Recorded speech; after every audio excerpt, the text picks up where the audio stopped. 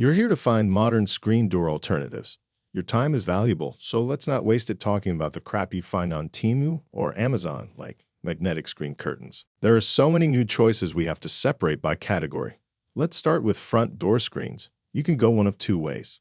You could cover your door with something like a storm door or a security screen.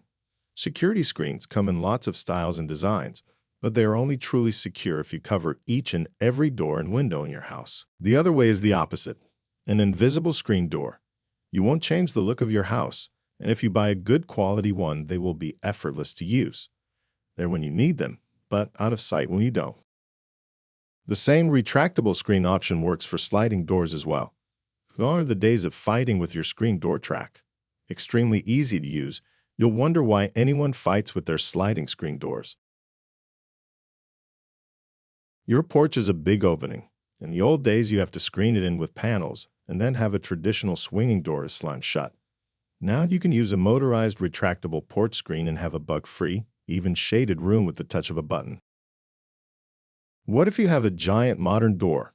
No problem. Now there are oversized manual screen doors. You can also use a top-down porch screen for a stronger solution, but you have to wait for the motor to go up and down.